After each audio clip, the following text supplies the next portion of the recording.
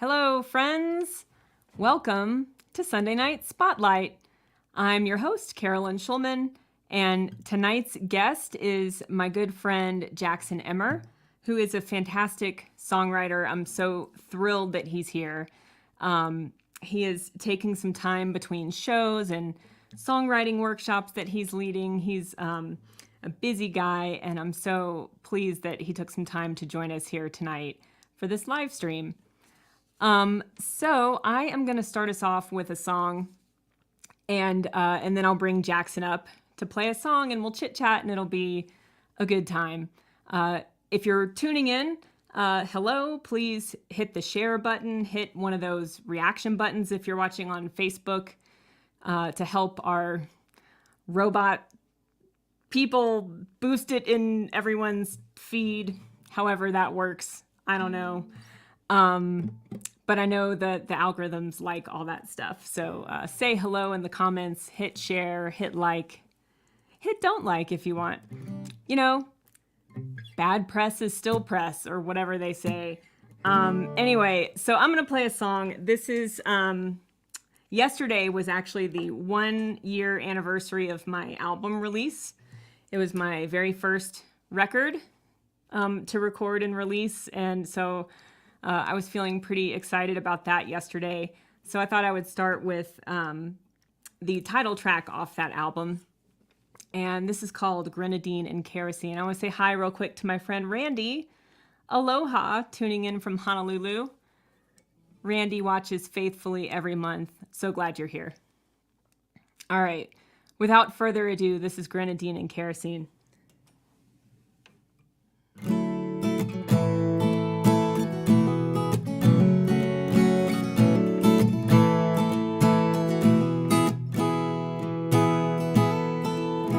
Your desert sun, and I'm exhausted from the heat, my throat gets dry. My head spins too much to think you found me here. With my friends for a drink, this thirst survives, and you are not what you seem.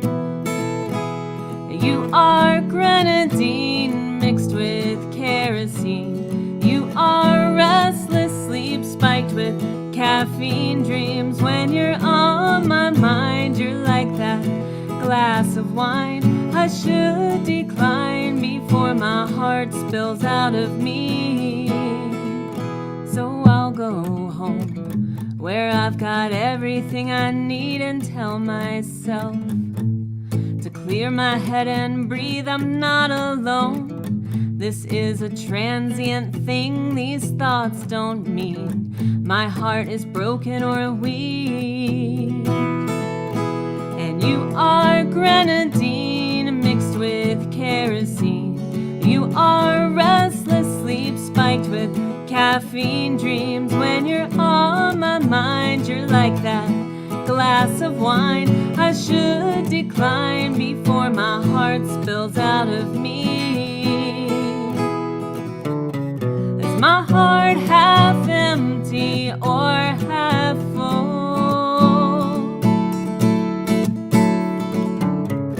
My blood keeps pooling in the shape of you, a stain where you once stood. I need a cure, some elixir for this thirst. 'Cause you are grenadine mixed with kerosene. You are restless sleep spiked with caffeine dreams. When you're on my mind, you're like that glass of wine I should decline before my heart spills out of me.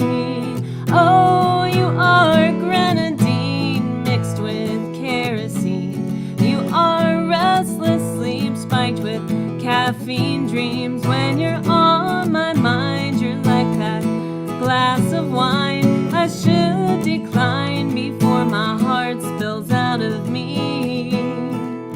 Before my heart spills out of me. Oh, oh.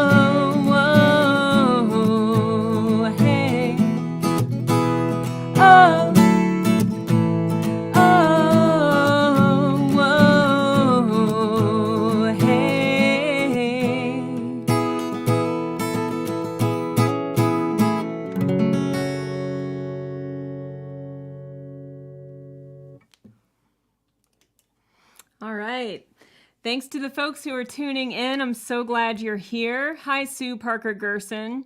Hello, Mom. My mom. My parents always watch on separate devices. And so it's fun, like they're in the same house, but my mom prefers to watch on Facebook so she can comment. And then my dad doesn't have Facebook, so he watches on YouTube.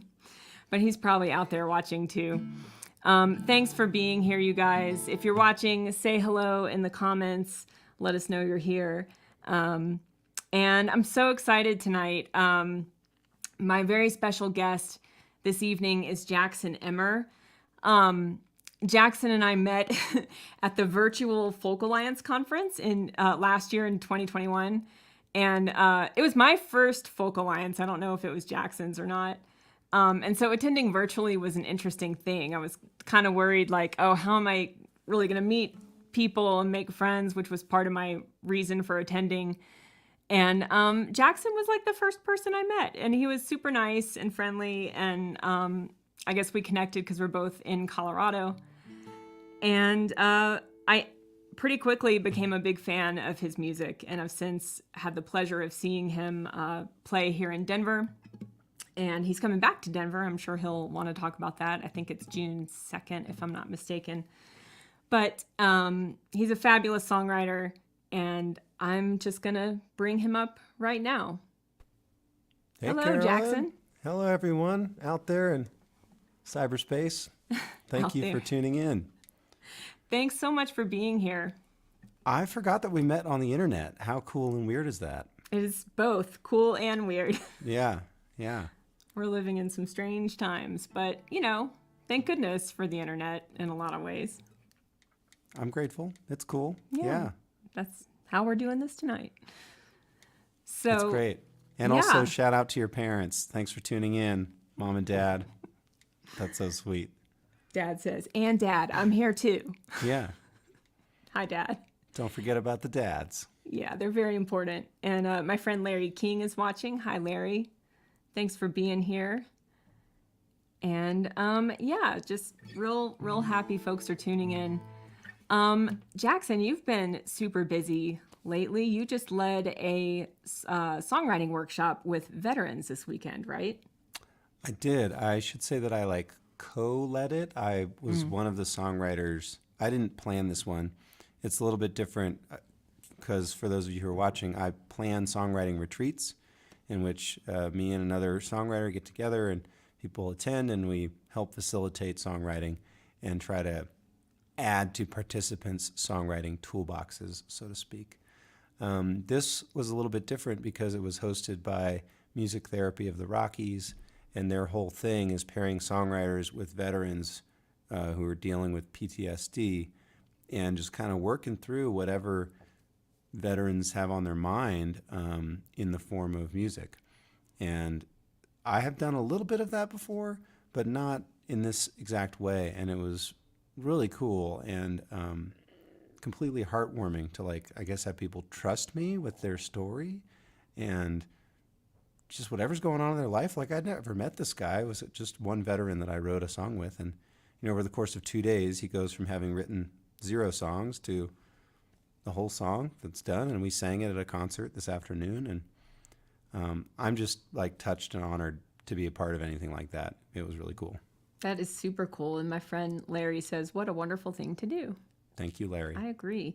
Yeah, my friend, I don't know if she's watching tonight, but my friend and former duo mate, Jen Hitt, has done this too. I don't know if it was the same organization. I think there might be multiple organizations that do this exact thing. She worked with Mary Gaucher's organization. I don't know if this is the same one. I don't think that this is that one. I think that one's a little bit bigger and more national. And this one is national, but they're based here. Anyway, yeah, I don't know the name of Mary Gaucher's, but I think that this one is different. But they all kind of know each other, and I think a lot of the veterans end up going to multiple ones. There's overlap in as you know, the music world's kind of small, and especially the folksy or country singer-songwriter world is just, everybody knows each other.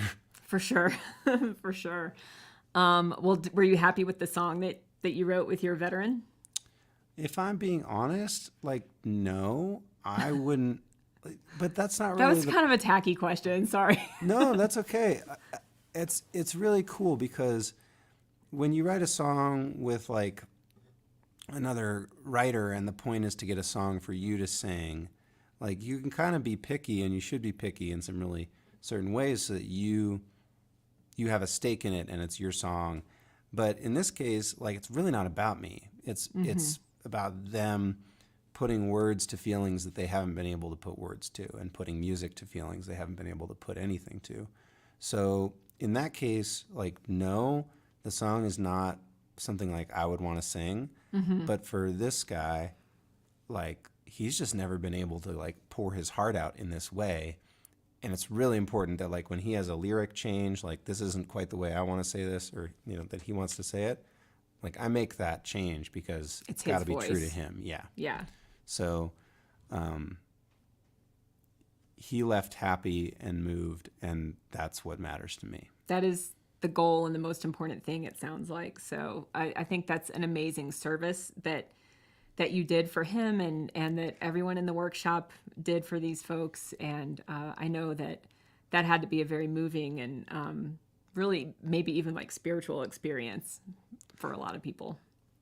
Yeah, it's very I was saying this to my wife last night. It was like, I feel like this is weirdly what I'm like on earth to do. Like having songwriting as a skill is such a weird and like borderline useless skill. It's not useless, but like it's very specific. But to be able to use it like to bring other people's stories to life, that's so easy for me, and it's so difficult for some people to say what's on their heart. So like, yeah, I just feel really lucky to have been able to lend a hand and a voice to what he had going on. So That's in that really way, cool. it was spiritual and very reassuring. That is so it's amazing. I think that's so cool that you got to do that, and that they had the benefit of working with you. Well, I would love for you to play us a song. What do you have for us tonight? Yeah, let me have. Excuse me. I'm still, as we've discussed, I still have a COVID cough. I got COVID 3 weeks ago, and I feel great except for the little cough. So pardon me if I cough. This song is called Johnny Turnblatt, an intentionally silly name. What? You're muted. You're muted. I'm sorry. I usually don't come back after I've like given the artist the stage, but I mean, I don't know. As a Jewish person, Oh, like great. like the Turnblatt is kind of Jewish. It's a pretty Jewy name, right? Yeah, you'll see. It's a song about musicians. I wrote it with my friend Tom Paxton on Zoom. All right. This show is sponsored by Luden's. Cough drops for the world.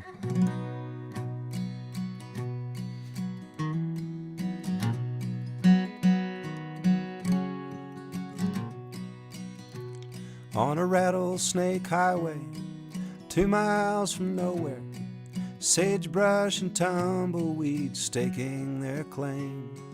Sheet metal roof peeled back like a bean can, windows blown out and the front door's the same.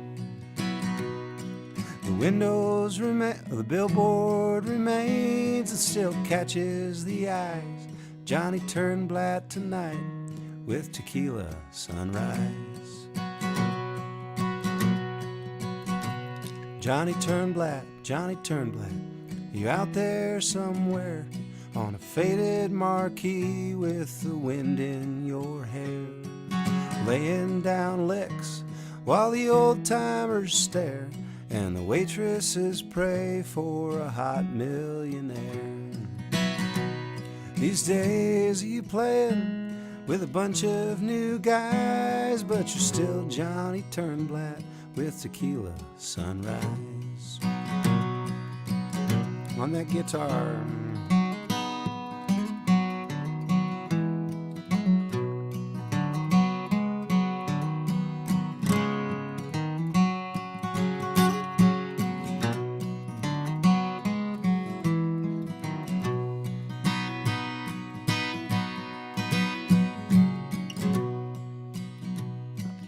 Dreams of big shows at the best rodeos, the arenas, the women, the wine.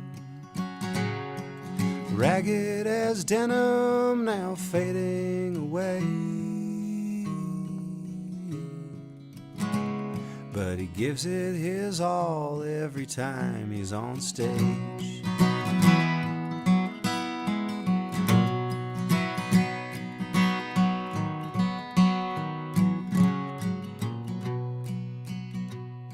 The nightclubs burn down or just go out of business. The bus will take $8,000 to fix. The agent has 10 brand new hot bands to handle. The gigs are all now farther out in the sticks. But it's onward and upward and hope never dies for old Johnny Turnblatt with tequila sunrise. It's onward and upward and hope never dies for old Johnny Turnblatt with tequila sunrise.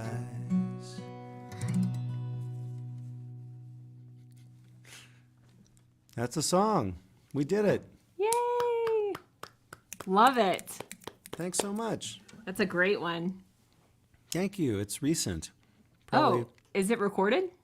I haven't recorded it yet. I'm planning on it. I think I'm gonna be in Nashville in maybe 3 weeks, so I think I'll record it out there. But yeah, nice. I feel like I'm still getting to know it, but I love it. Yeah, it's a great one. You should definitely record it. My mom is applauding you. Thanks, Ellen.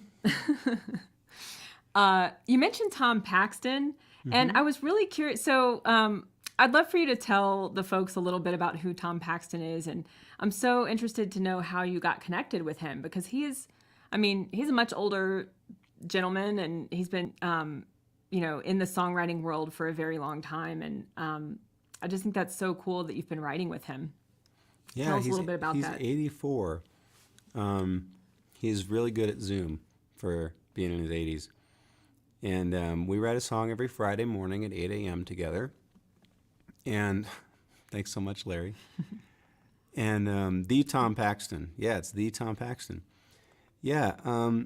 So I guess for those of you who don't know Tom was on the Greenwich Village folk scene very early on, friends with Pete Seeger, friends with Bob Dylan, Phil Oakes, all those people who came to define folk music as we know it. Tom was at the cutting edge of that, and Tom was also one of the first people writing their own songs. It was really common at that point to kind of dig through older repertoire and try to either do justice to it or do it in a new way, and carry on a tradition. And Tom was one of the first people to be like, I'm a writer. I'm going to write music kind of in this style, but put my spin on it. Mm-hmm. And Tom is also the person who suggested to Bob Dylan, hey, Bob, I think you should try writing some of your own stuff sometime. So we have him to thank for a lot of music. Wow. Yeah, and he's a very sweet person. He's very sharp, wonderfully sharp. We'll be often on a call, and some scammer will call him, thinking, oh, he's in his 80s, I'm gonna get him for something, and he's just always like, I don't have time for this, Or someone calls about some medical thing, and they're like, now, sir, can I help you find your phone? And he's operating his iPad and his phone and his computer at the same time, I don't need your help. What's the story? Anyway, he's just wonderful.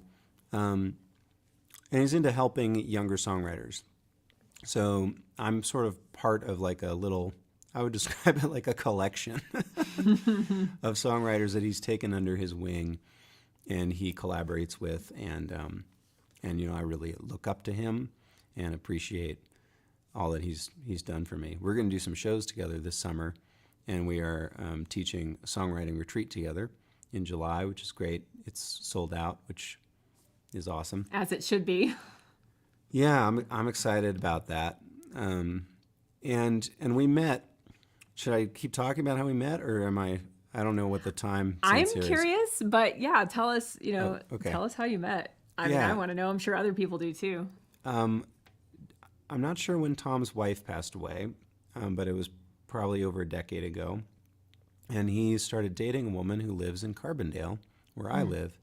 And her name is Peggy. And Peggy came to one of my concerts in Carbondale and said, I know Tom Paxton. I'm going to bring him to hear you sometime. And I was like, whatever. People say stuff to you all the time. I wouldn't have remembered that it even happened, except that a few months later, she walks in the door with Tom Paxton and they sit in the front row. And I was like, oh, that's Tom. We're going to do Wow. a show for Tom. Wow. And I would normally have been mortified and probably put on a really terrible show. But I had gone to Folk Alliance in the intervening months, and I had attended a panel in which you sing your song for the panel, and the panel judges your song and tells you how to make it better. And Tom was on that panel, and he and the other panelists gave me a perfect score, which is a very humble brag. Now that, or I should say, at the time I was like, that's not helpful. I want to know how to make this song better. Tell me what sucks about it. But looking back on it, because he was so supportive in that situation, when he came to my concert, he didn't know that I was the same person, but I knew that he had already liked my song or liked some of my music. And so I was less nervous than I would be. And so we had a great show, and he was singing along with stuff. And at the end of it, he was like, we should be friends on the internet. Oh my gosh. Wow. Great. So now we are. That's a really cool story. That's amazing. Yeah. It's just, I don't know what I would do crazy. if someone of that, if a Tom Paxton or someone like him showed up in my audience one day. I think I don't know. I would just do my show and do it, but I think I'd be really nervous the whole time. But yeah, it makes sense why, since you'd already interacted with him before and knew he liked one of your songs, that had to help.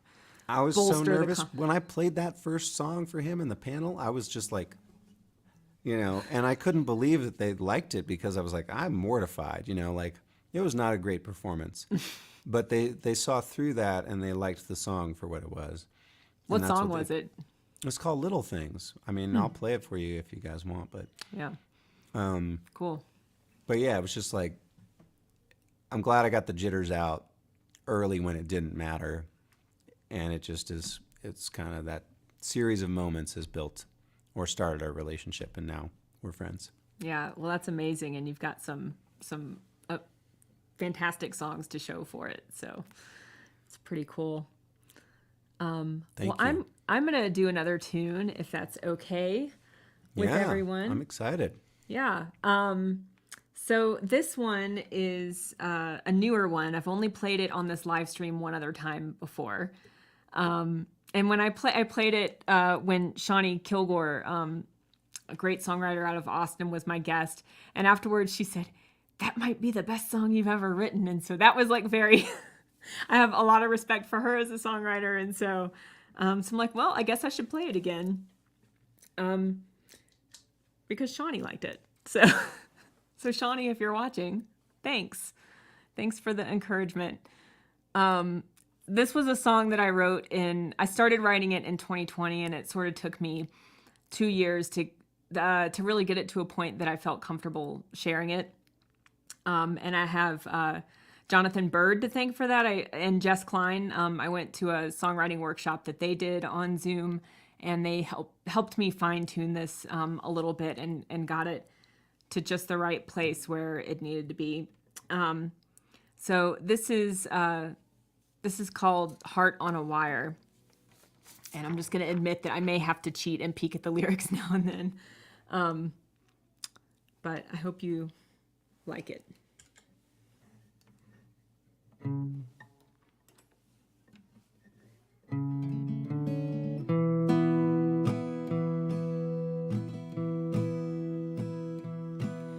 My heart is on a wire.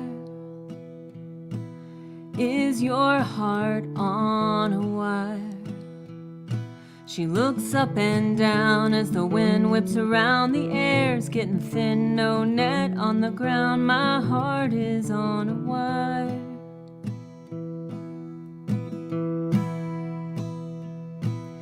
My mind is spinning round.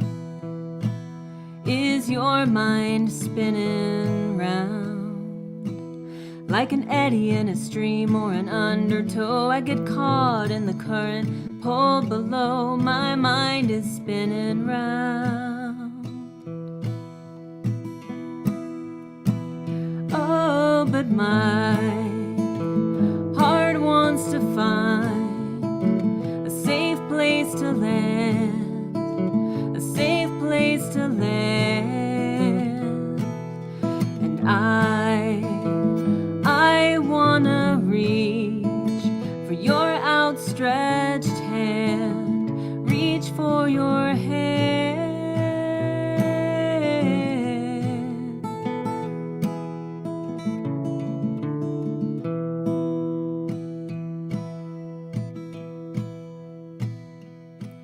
My eyes are desert ground.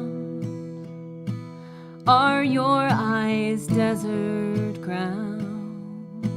Nothing left but the dust where the truth lay down and breathed her last breath without a sound. My eyes are desert ground.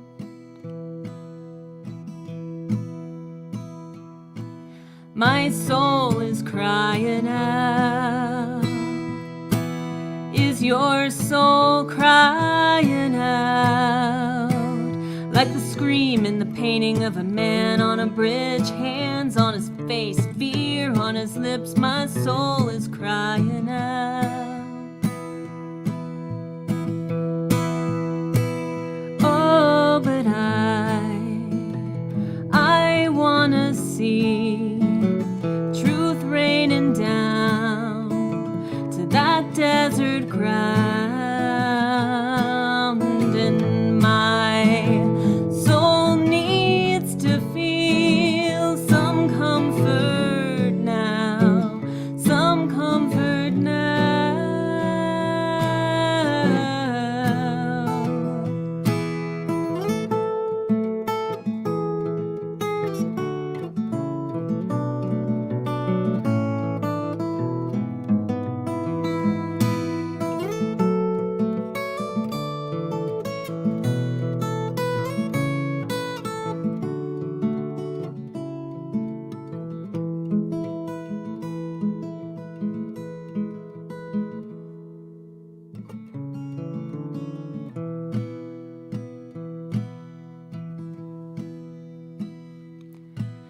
My voice is clear and strong, and your voice is clear and strong.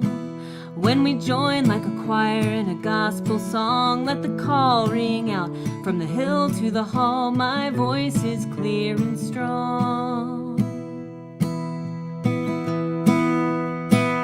Oh, and if you know that song right from the start, right from the start, and can you feel the drum beating in your heart, beating in your heart?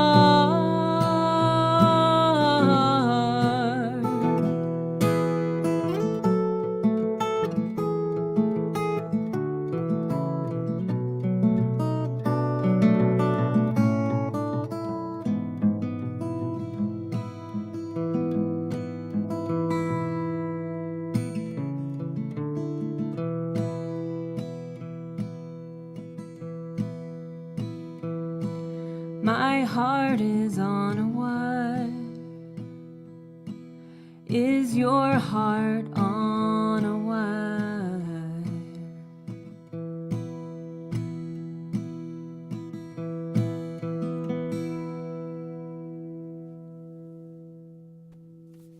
Woo! Thank you. Woo! Thanks so much. Yeah, so that one has kind of all the 2020 like angst and I don't know. I mean, it's a little, I kept it kind of vague on purpose, I guess.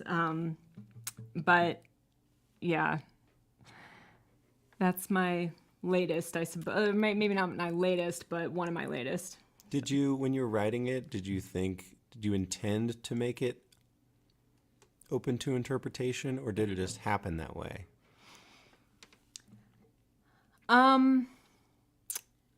I think it mostly just happened that way. I'm trying to think back to 2 years ago when I started it. It Sure. feels like a long time ago. Yeah. I think I was just feeling anxious. And these were like the words that came out, and then it changed a lot over time. I don't know what anyone would have to be anxious about over the past couple of years. No, nothing at all. There's nothing really going on, right? Hi, Alan. Hi, Alan DeBay. Thanks for joining us. Oh, Larry, you're so sweet. Thank you. Appreciate that. And Sue, thank you. And of course, my mom. Thank you.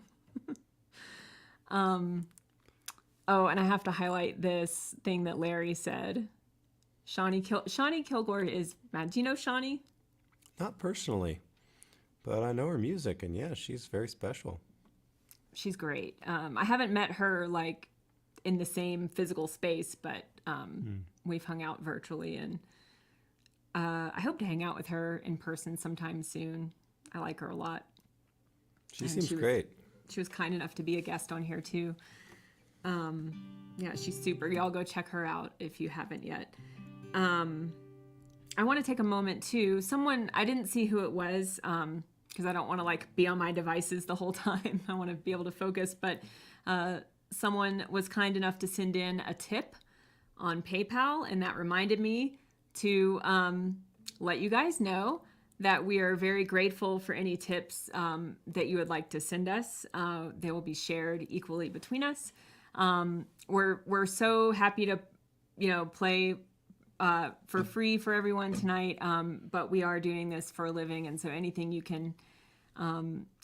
like to send our way is deeply appreciated and helpful, if you're able. No pressure, but But a you have little to bit ask. of pressure. A little Just bit. a little bit. Just a a healthy amount, right? right.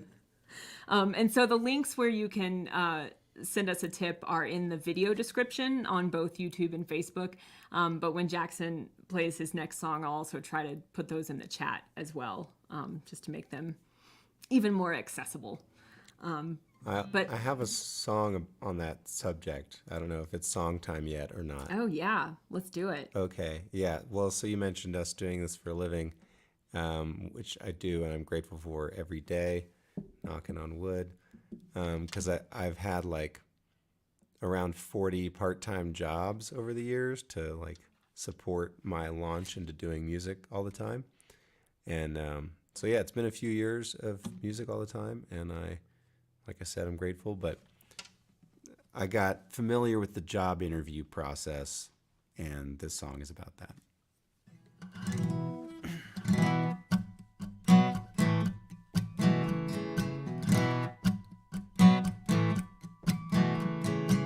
Tell me a little bit about yourself. First off, I'm sorry I'm late. What are your interests, hobbies, and such? I like spreadsheets and 12-hour days. What's your greatest weakness? I said caring too much. Said I've heard that once or twice before. I said I'd be a great addition to your fine operation. Just trying to get my foot in the door. I don't want this, but I need it. One day you'll fire me, either that or I'll quit. I don't want this, but I need it. Tell me about this gap here on your resume. I moved to Nashville, then right back again. He asked me how I deal with conflict at work. When it's hairy, man, I just don't come in. Where do you see yourself 5 years from now? I'll be a Powerball millionaire. My future avocation is a lack of occupation. I'll be floating down the river somewhere. I don't want this, but I need it. One day you'll fire me, either that or I'll quit. I don't want this,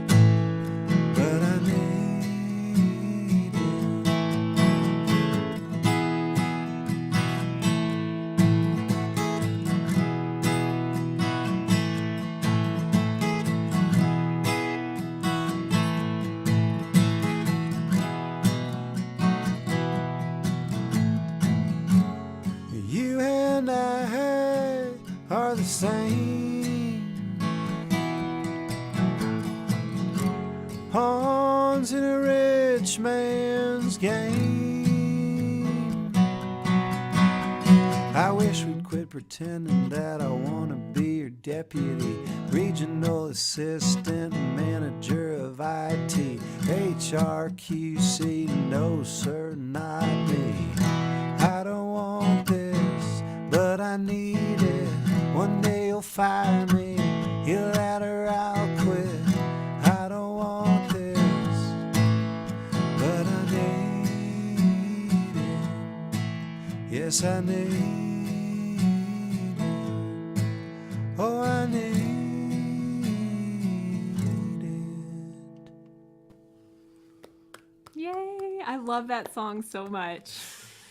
I was back here singing the harmonies to it. Thank you. Thanks for setting me up so perfectly for that song. Hey, I do what I can. I wrote it with my friend Terry Klein, who's a songwriter in Austin. I think he knows Shawnee. I'm sure. Yeah. I don't know Terry, but my the wonderful person who I hired to help promote my record on like folk radio, Adam Dawson is. Oh yeah, I know Adam. You know Adam. He's great. I think he also works with Terry. Mm-hmm. Yep, they're buds. So I've heard that name. And Sue says, "Lovely." Thank you, Sue. Larry has a question for you. Worst interview question ever asked? It's all like really a smear, you know? I think it's sort of like, yeah, it's too much of a smear. I've had actually some really great like employers who are very understanding of me being like, I actually don't want to be here. I am just here for the money. And as soon as I've saved enough to quit and go on tour, I will do that. And they're like, outta here. That's cool. That's great. We support it. I mean, yeah, I think they have to kind of get that at some level. I had an interview one time. I think most folks out there know this already about me, but I used to practice law for I guess I practiced for almost a decade. And I was interviewing for like my first job out of law school, or maybe it was my second job. I don't remember.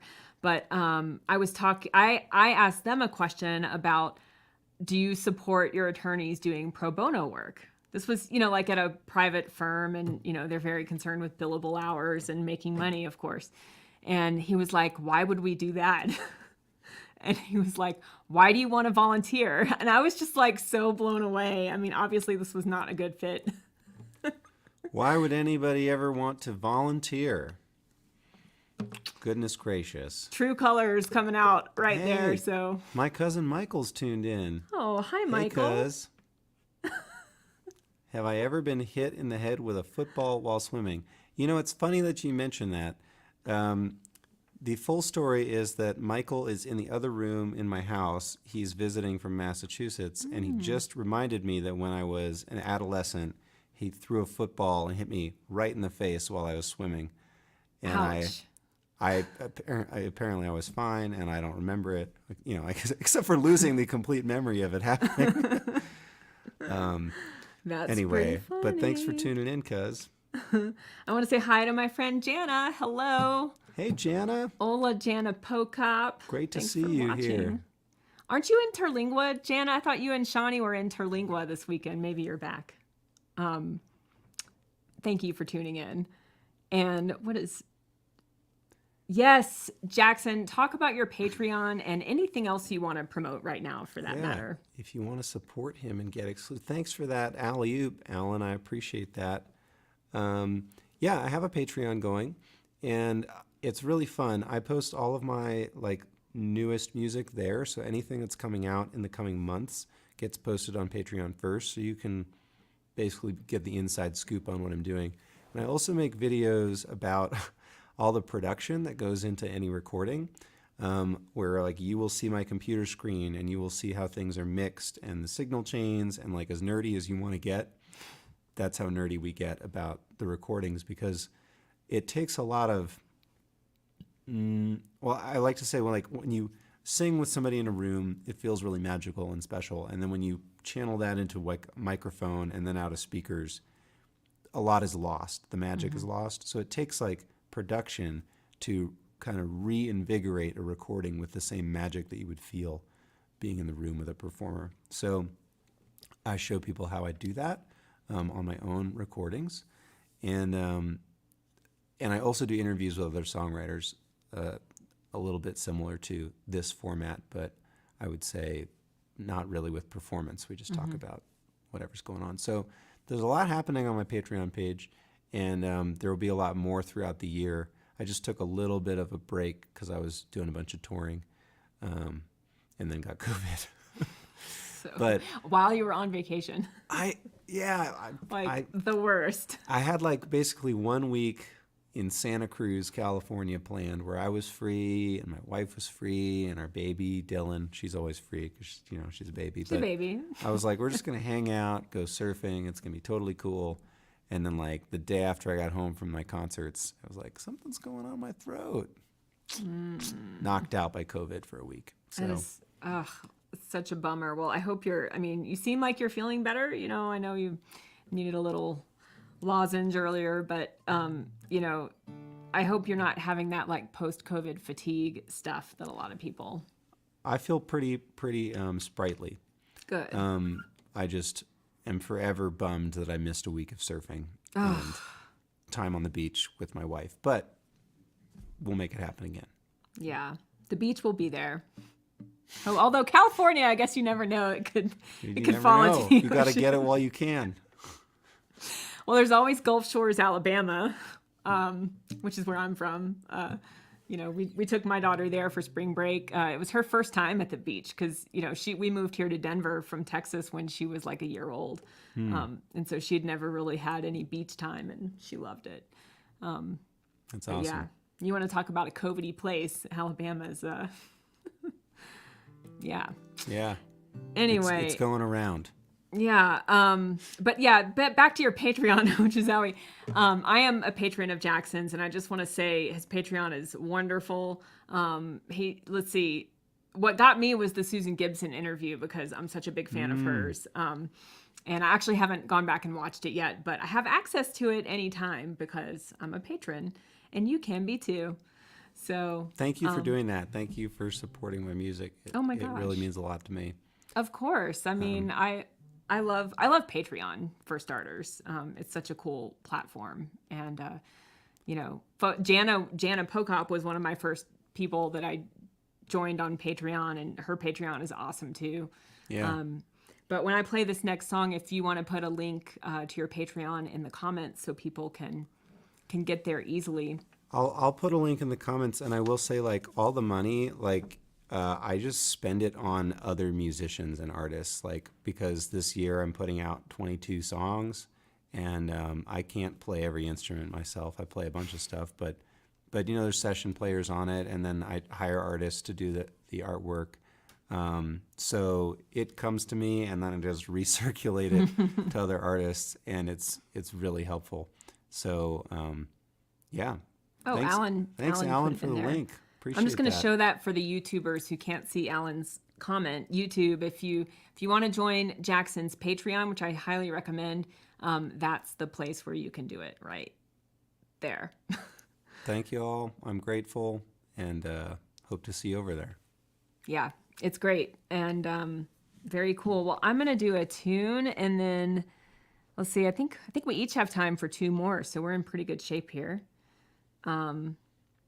Yeah. So this is one that, let's see, what do I need? I need my capo.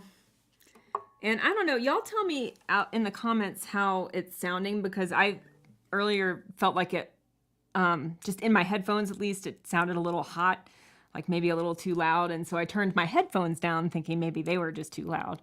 But if I turned myself down too much, you guys just let me know in the comments, or my dad can send me a text like he often does when things are sounding good or not. He lets me know, which I appreciate.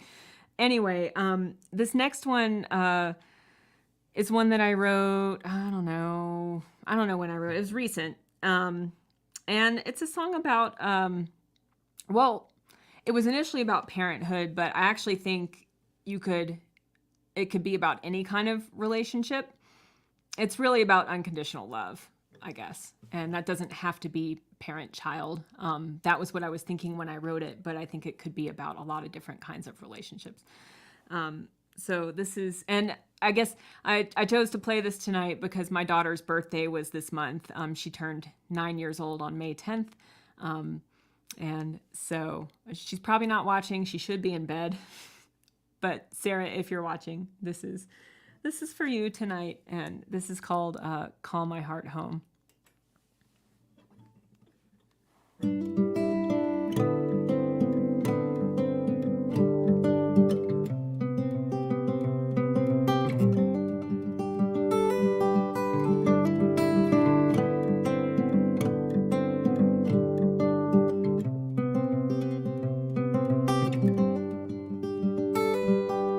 Loving you is easy, loving you ain't hard.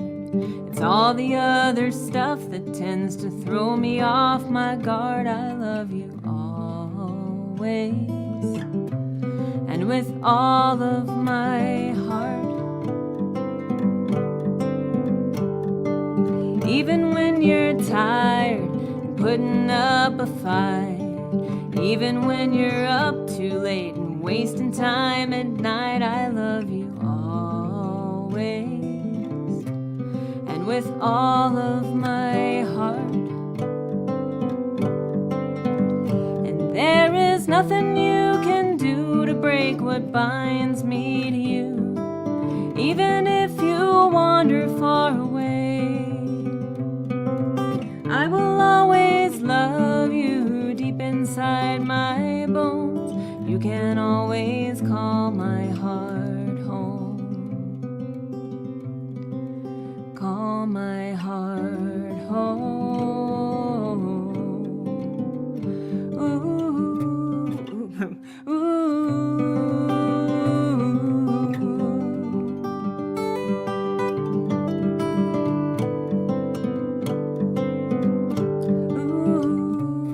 Gosh, what is with me tonight, you guys? Moments when I'm tired, my patience wears thin. You're learning how to stand your ground, I'm learning how to bend. I love you always, and with all of my heart. And there is nothing you can do to break what binds me to you, even if you wander far away. I will always love you deep inside my bones. You can always call my heart home. You can always call my heart home.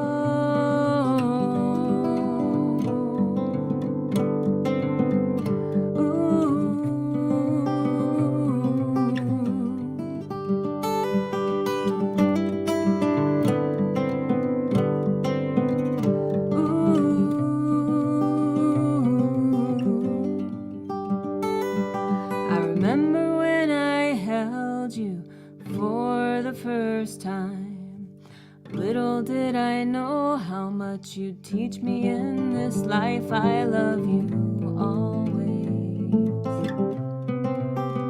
I love you always,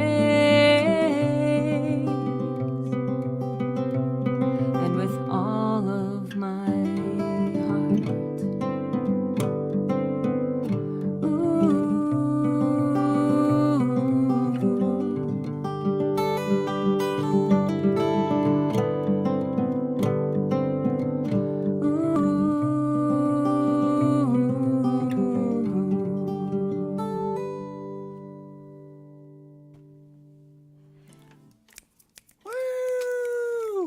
Thanks, friend. What was that line? You're learning how to stand your ground. I'm learning how to bend. Was that it? Yeah, that's right.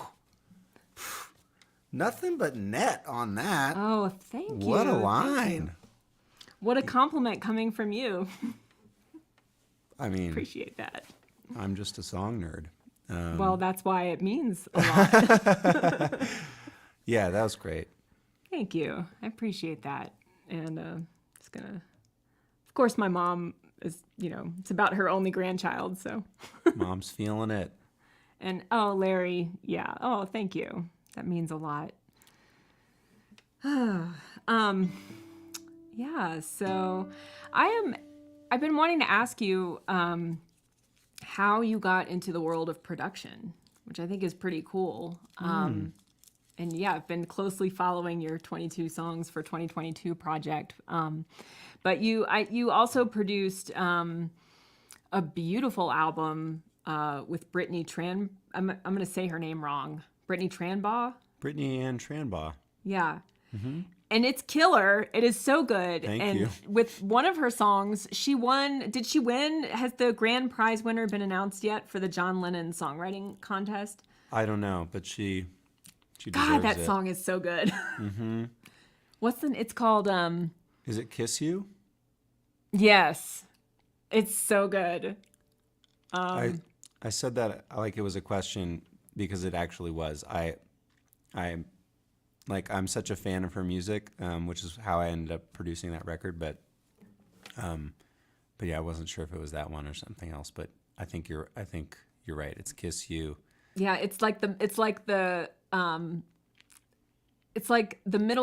awkward middle school crush, but it's like a queer love song, and I love that. Like I think there is such need for those songs, especially in country, because she probably would categorize herself as country. And if you guys haven't heard it, you got to go. Brittany Ann Tranbaugh, go check her out. Excuse me. When you do your next song, I'll put a link in. It's just glorious. And but yeah, she entered it in the John Lennon songwriting competition, which is like this huge international prestigious contest, and she was one of the finalists in the country category.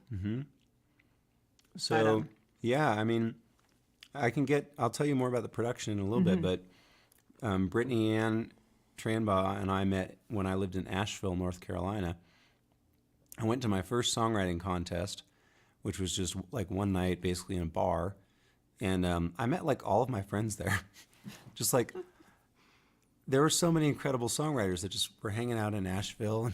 Excuse me. You don't know Rob Nance, do you? Yeah, I do. Yeah. I have a story for you. Okay. So my parents, my grandparents built a house in the Blue Ridge Mountains in Spruce Pine, North Carolina, which is like 90 minutes away from Asheville. Yep. And it's like along the Blue Ridge. It's right off the Blue Ridge Parkway.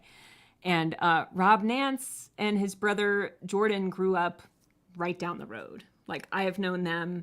Cool. I'm a little older than both of them, and I've known them, since they were like toddlers. Rob and I played the main stage at Telluride Bluegrass Festival together. I think right after the Wood Brothers. And I remember we walked on stage, and I'd like met him like once. I didn't really know him or anything, but we were sort of paired, swapping songs on stage for like 8,000 or 9,000 people. Wow.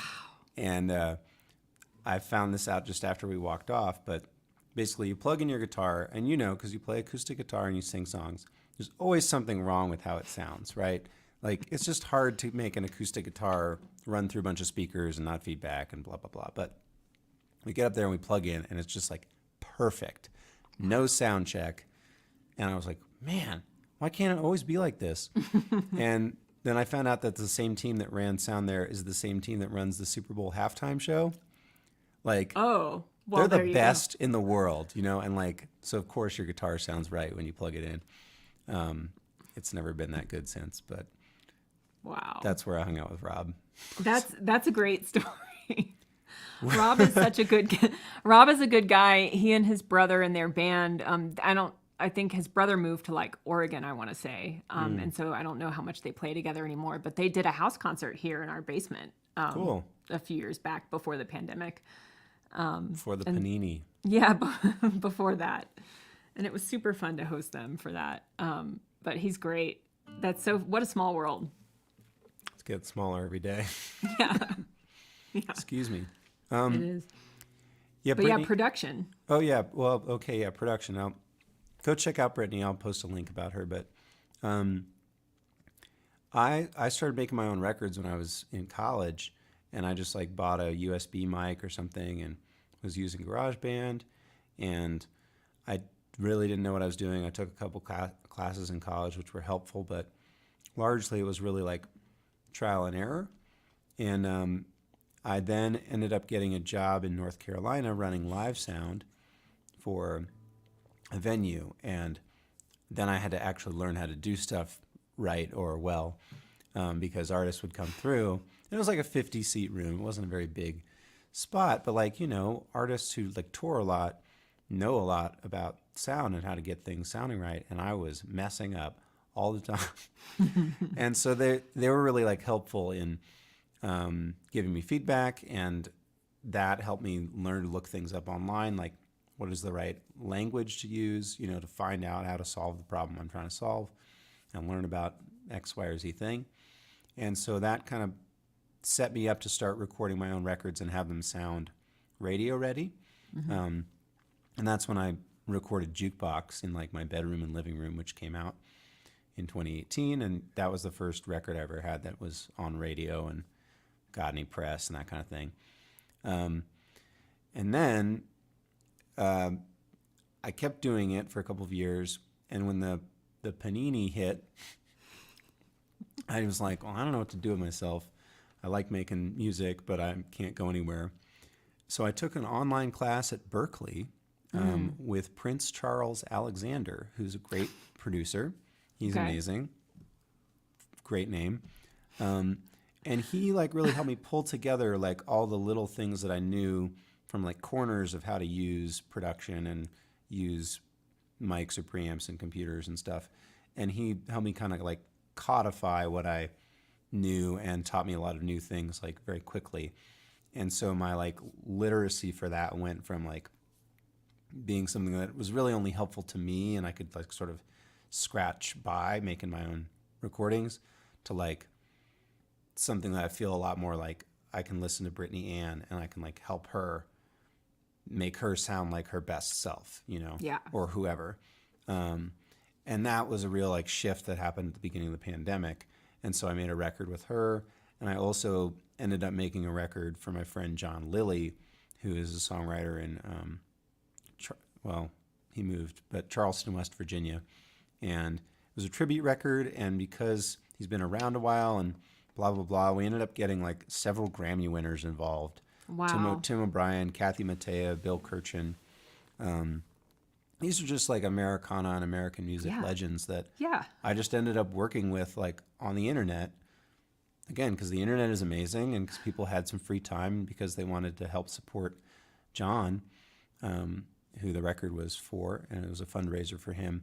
And that was the first record that I really made for anybody else. And it just like so happened that it had a bunch of Grammy winners on it. And it so happened that I like had learned enough to be able to do it.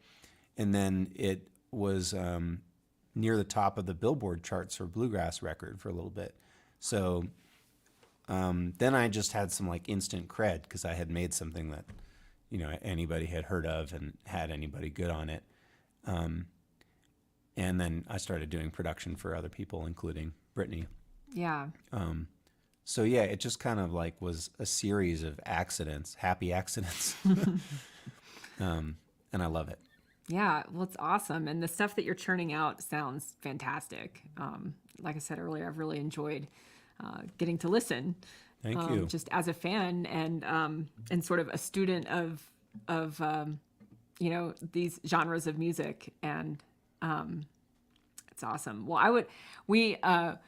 I'm going to turn it over to you to play a song. And we're running a little behind. Usually I try to do 4 songs a piece, but we've had such nice conversation that I wanted to, keep that going. So I don't know how you feel about running a few minutes over. I'm not doing anything except sitting in this white room singing songs for people. So Okay. I'm psyched. Cool. Yeah, I'll sing a song I recorded with Brittany Ann Tranbaugh for my 22 in 22 series. It came out a few weeks ago, and Brittany and I had done a little tour together to celebrate her EP release, and she sings harmony on it. So check out the studio version, but I'll do the live thing for you here.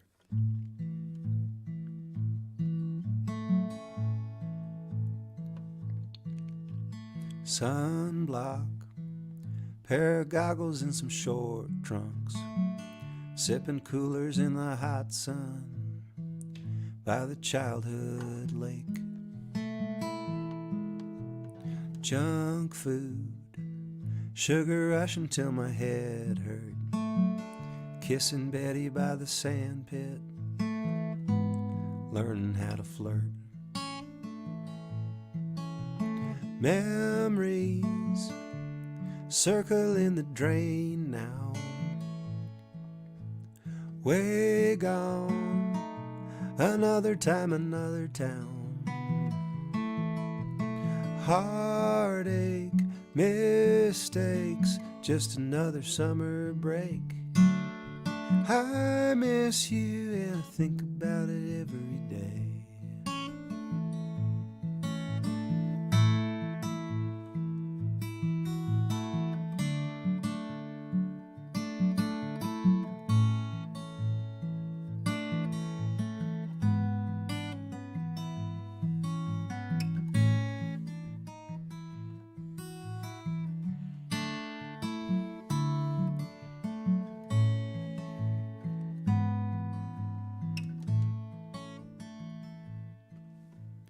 Aging, withered and decrepit, bracing for the wild beyond.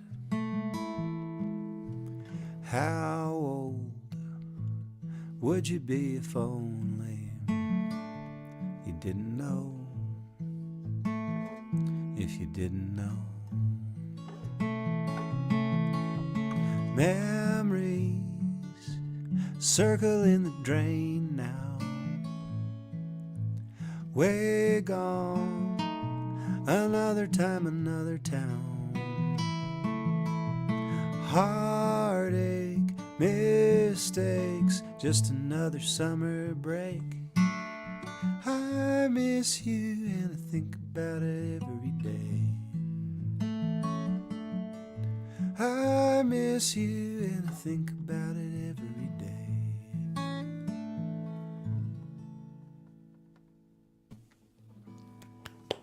Ugh, that one just tugs at my heartstrings. I love it. Good. It Thank really accomplishes the feeling of nostalgia, and it's what a beautiful song. Thank you. I wrote it as like a songwriting challenge that Peter Mulvey gave me. Oh, he's so great. Yeah, it was like part of a songwriting group. Again, pandemic. I was like looking for stuff to do on the internet, and I wrote it, and I was just like, this song sucks, and I threw it in the, in the trash pile. And then I was sifting through it some months later, and I was just like, oh my God, I'm like just completely, touched. And I pulled it out, and I was like, what? Like, you're your own worst judge and critic, So I would say it was a good lesson for me. Like, don't chuck stuff out. Just set it aside until you're ready to be a little more objective. But I think that's a good lesson. Brittany did a great harmony part for it. Yeah, I'll post a link here in the comments. But thanks for listening, for getting into it. Yeah, what a great tune. That's cool. You've done so much co-writing, which I think I've never tried that. I would love to try it sometime with someone. Well, look, I'm here. I'm ready. Let's do something. Yeah. I have no idea how it works, but I want to learn. I think that's part of growing, as an artist. And two minds are often better than one. So. Yeah, my friend Terry, who I mentioned, and Shawnee knows, and Jana knows. He's described it sort of like dating, or even like speed dating. Like you two could be great as people, but not great together. And you just don't know till you try, and like it's totally fine. Like sometimes there's alchemy and it's just great, and sometimes it's like, yeah, all right, we wrote garbage. That's fine. Well, I really appreciate how I think of your writing as being like really clear and concise, and there just aren't wasted words. And you always get your message across. And I think, some of my songs, like the second tune I played tonight, is a little more mysterious, somewhat intentionally. Others are, I played a song for a sync agent the other day, and she told me that one of her several criticisms, which were all fair, but one of them was you were. Oh, a sync agent had something critical to say to you? Can you imagine? Wow. Yeah, it was. Anyway, that's a whole nother kind of can of worms. But and they're listening, for anyone who doesn't know, a sync agent is someone who tries to get music placed in like TV shows, film, and ads. And so they're looking for like very specific things. And so she told me that some of my lyrics were a little too literal. And I think that's that's fair. But I think in folk music that's okay sometimes too. I think that that's a really interesting point you bring up. Because I think there's like a divide in music between kind of literal storytelling or something, and then like you talked about almost atmospheric or obtuse, right, or like a little bit, you're not quite sure what is being talked about, but it gives you a feeling. Yeah, emotional writing.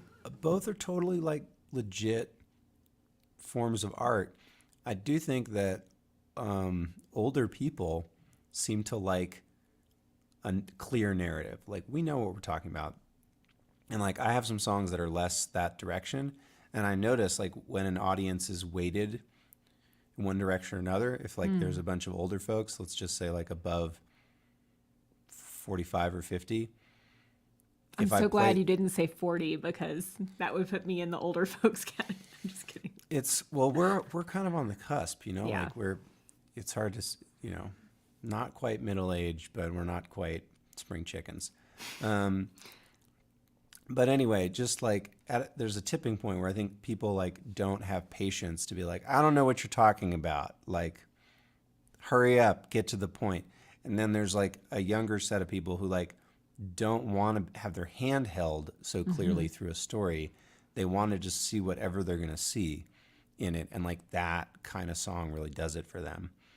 And then obviously they're like outliers and it doesn't fit into an age category. But I feel like, yeah, if you're doing a sync thing, they're like, no, this song cannot be about bananas. because what's happening on screen is oranges. Yeah, because I can't sell oranges with that song. Yeah. And what I need to do is sell oranges, Volkswagens, and Peluso microphones with it. So right. Have it be about wind, please. I don't know. Yeah, they tend to want, so that was one of the bits of feedback I got was, if you have something that's more emotional, that might work better. And it was interesting because the music for that song is very emotional and like wistful and, kind of has this like longing to it. And so I thought of it as an emotional song, but the lyrics kind of got in the way of anyway, whatever. It was a learning experience. Everybody's got something to say. That's right, they do. Particularly when they're not the ones writing the songs. So. Oh my goodness. Yeah. Yes. Well, I wanted to play a song that I noticed that each of us has a song that uses the same title. And no pressure, you don't have to play yours after this if you don't want to. But it just inspired me to play this one tonight. It's called I Don't Miss You.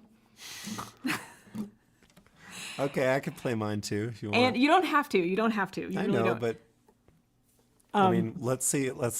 And it's not a contest, like, because no, I know. Yeah.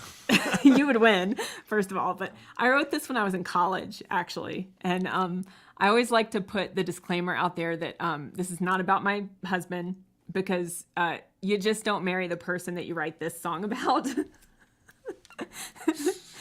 I have to play mine now. If you marry the person that you write this song about, something is you're headed for divorce land pretty soon, and you should probably get an attorney. But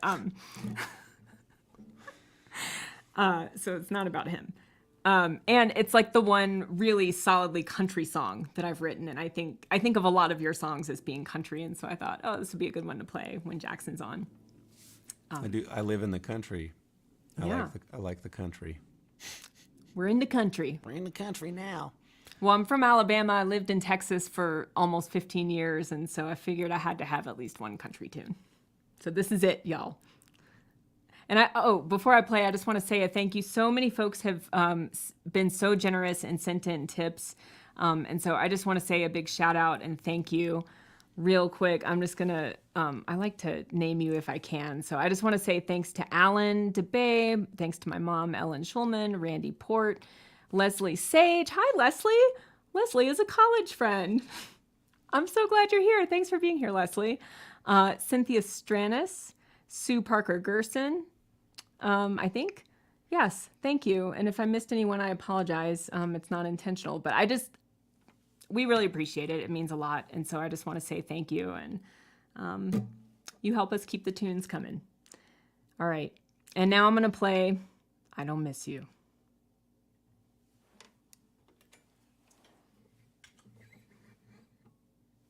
Here we go.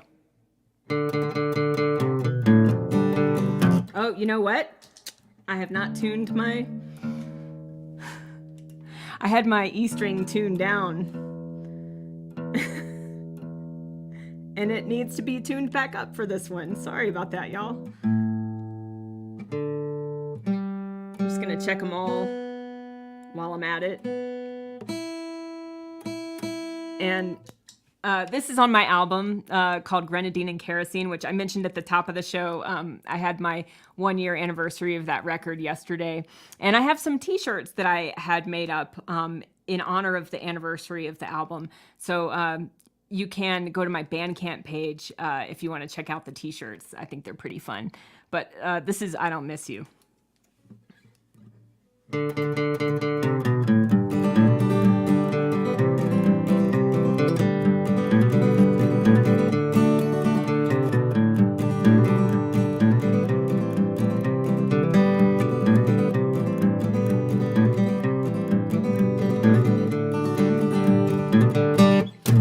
Sometimes I wish I'd never met you. Wish I had not surrendered to your smile.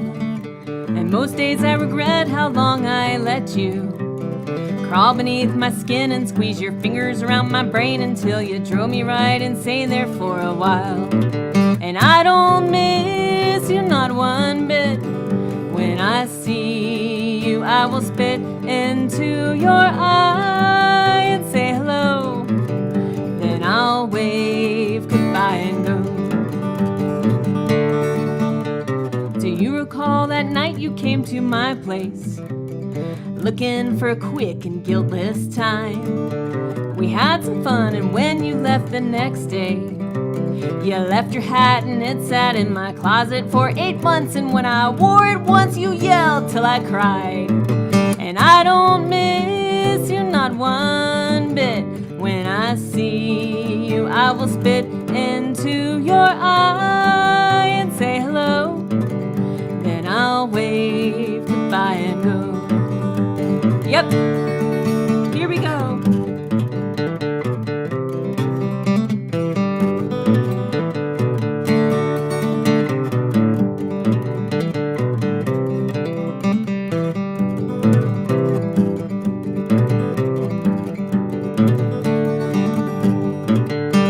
Naomi Judd said love can build a bridge, rest in peace.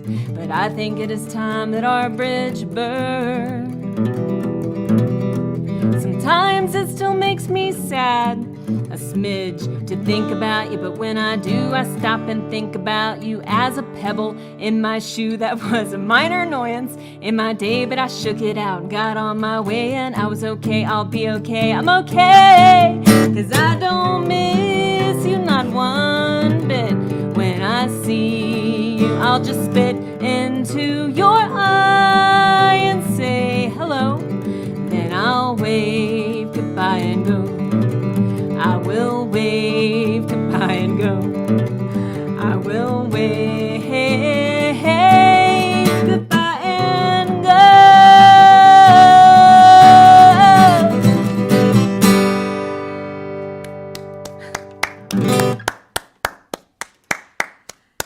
Whew, thank you.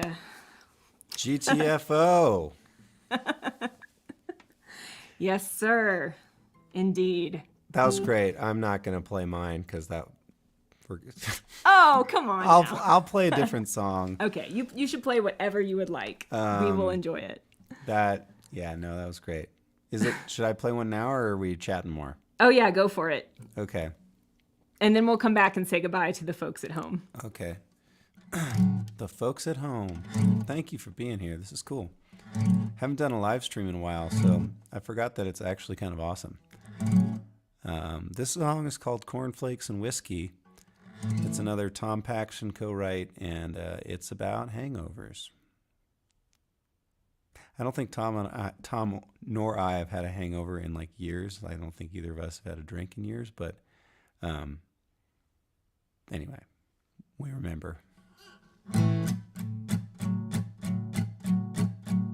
Cornflakes and whiskey, and someone else's toothbrush. A good sign I've had too much, who's to say? Guess I got frisky, blame it on the animal in me. This Jubilee. Went to bed in San Francisco, woke up in Corpus Christi. Cornflakes and whiskey.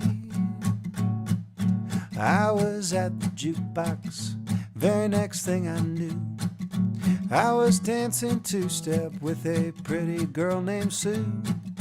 We sat in the corner, we had a drink or 10.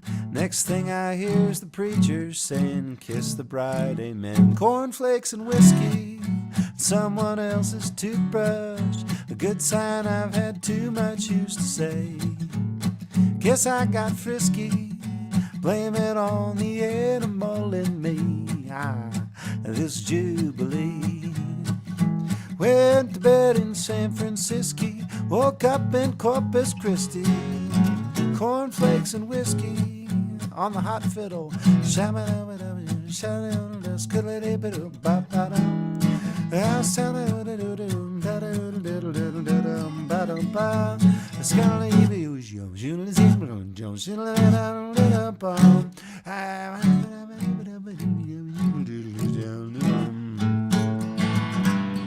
They say I robbed a bank, they say I stole a tank, they say I freed 2 tigers from the zoo.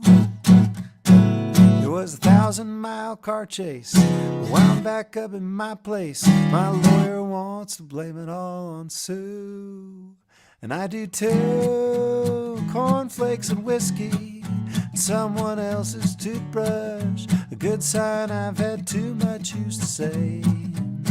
Guess I got frisky, blame that on the animal in me. This Jubilee. Went to bed in San Francisco, woke up in Corpus Christi. Cornflakes and whiskey, cornflakes and whiskey, cornflakes and...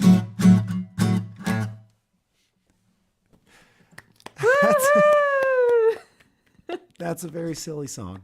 I love it. I love it so much. And I think the folks watching did too. Thanks so much. Yes, I agree, Larry. Any song with Corpus Christi in it is a winner. Yeah, well, thanks for having me here. This has been really cool. And if any of you live near Denver, like, please, I'm begging you, come to our show. It's Thursday, June 2nd at Lost City. It'll be outdoors. I'm playing with a great Denver fiddler named Joe Desposito. He is incredible. And Austin Carroll, another Denver songwriter, opening up the show. And it's sponsored by KGNU, so you'll hear some stuff about it on the radio. And, you know, we need folks to come out and listen to weird stuff I made up at my house. That is so fun. It's a great venue, and I saw you there last year, and I'm actually playing there on June 18th. I saw that. Yeah, that's great. So I'm thrilled. I have been wanting to play there for a year, and so I'm just so excited to do that. But it's June 2nd is your show? It's a Thursday, June 2nd. Yeah. Awesome.